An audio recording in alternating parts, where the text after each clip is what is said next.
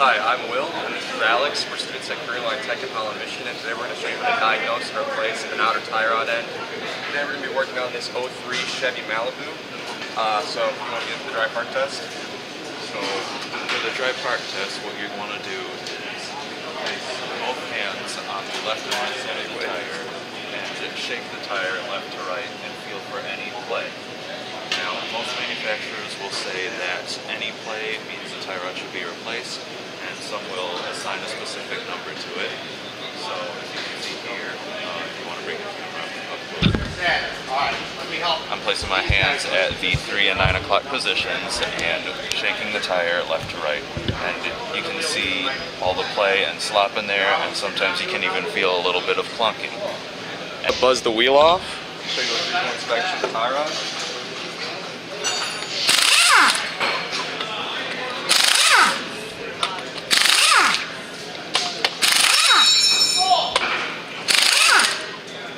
Why you guys throwing tools around?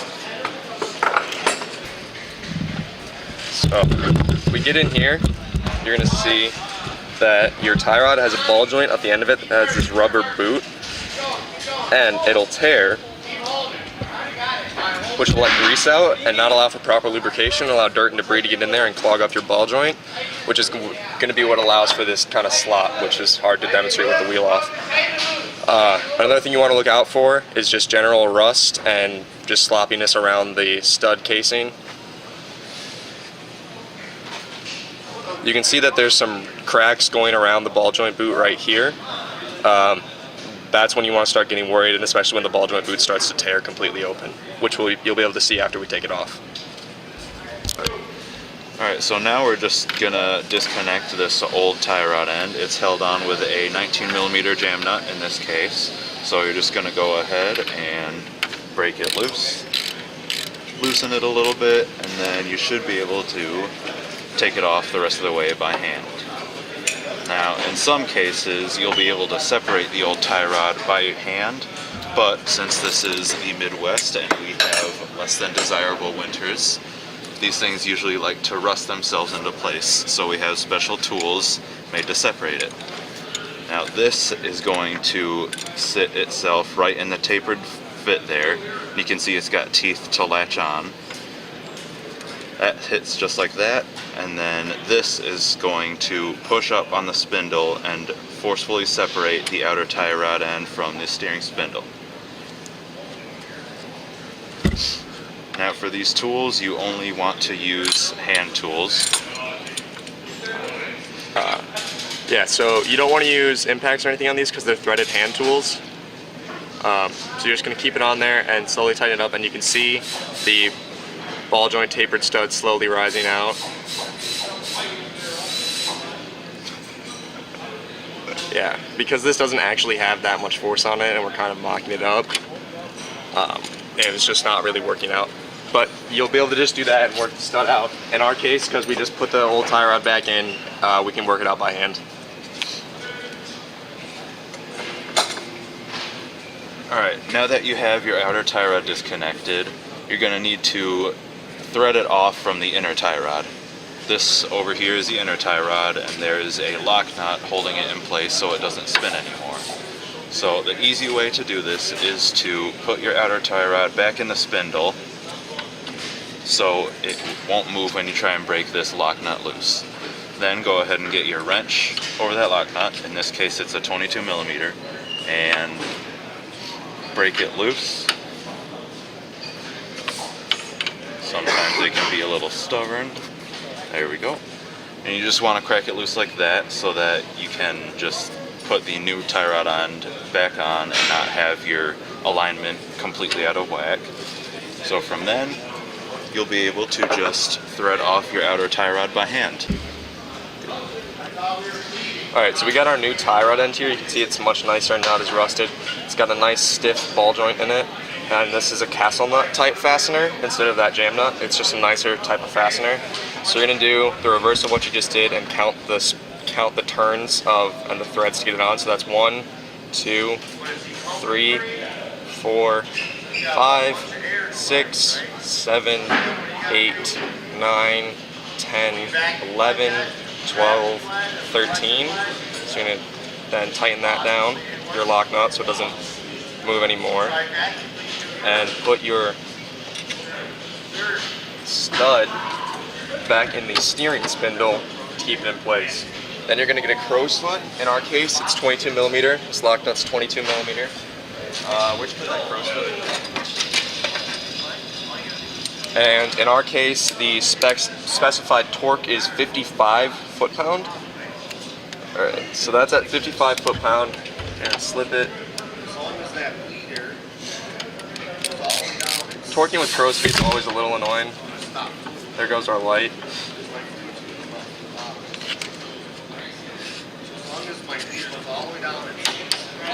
There's 55 foot-pound. Got that torque down. Alright, now that you have your old new tie rod end back on, you need to get the castle nut on and torqued to spec. In this case, we'll be tightening it to 40 foot-pounds. So go ahead and get your torque wrench and socket on there. In this case, this castle nut is a 17 millimeter.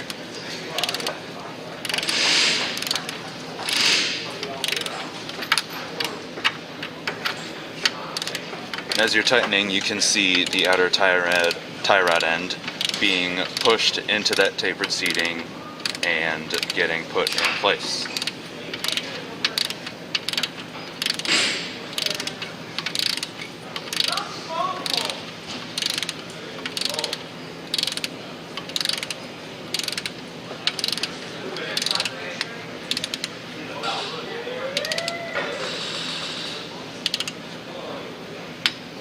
There we go. That was 40 pound-feet of torque, and we are all set for that castle nut.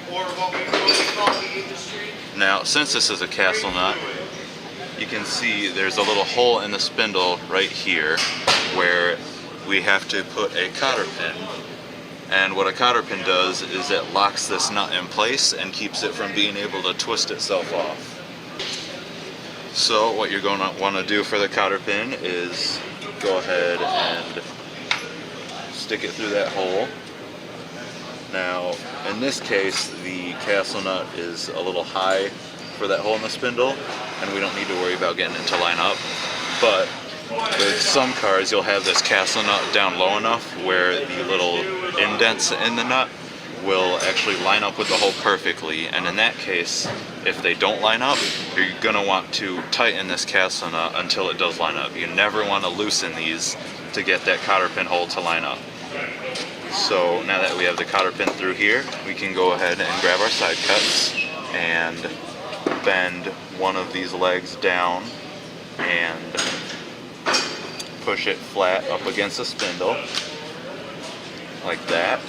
And then use your side cuts again and cut it flush just like that.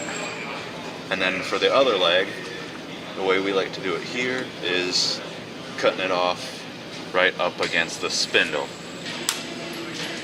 There we go. And what that does is it makes it less likely for if there's another mechanic working in here, if they move their hands past here, they don't have another one of these cotter pin legs, they won't cut their hands or anything. And because only one leg was bent, it's going to be easier for the next mechanic to take this out if this ever needs to be replaced again.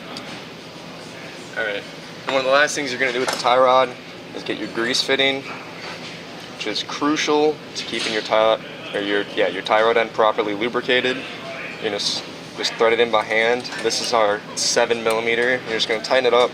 It doesn't need to be super tight, but just tight enough that it's going to stay in there. You're going to get the grease gun. Put it right over the fitting. Pump it up with grease.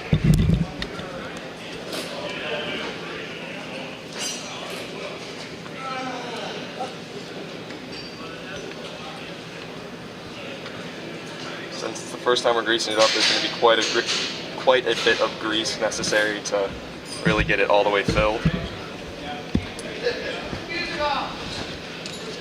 You'll see the boot start to fill up like that. And you want that. You want the boot to be completely filled with grease.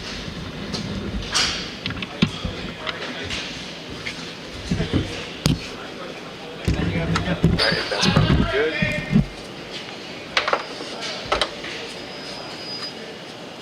take just a rag, wipe off the old grease just to keep it nice and clean.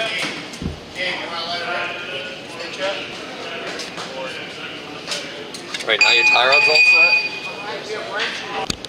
set. So always make sure to thread on your lugs by hand first, just to make sure you don't cross-thread them and mess up the studs, because that's a real pain. We buzz on our lugs with an appropriate torque stick first, and then always torque them down with the torque wrench by hand, just to ensure it's properly torqued, and you're not gonna, send the wheel flying off on the highway. Always make sure to torque your lugs in a star pattern, just to ensure that the wheel is properly seated. It's just a good thing to do.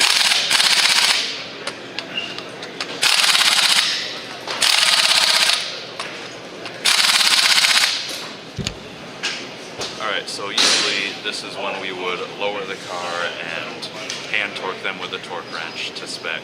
But in this case, we are still working on this car. It's a customer vehicle. We are repairing the steering rack and pretty much the entire steering system. So we can't really lower it because we're still doing a lot of work under here. But it's at this point when we lower it, torque it down, and then send it back out. And so that is how you would diagnose and replace your outer tie rod ends. And on this video, we showed you how to do it on a 2003 Chevy Malibu.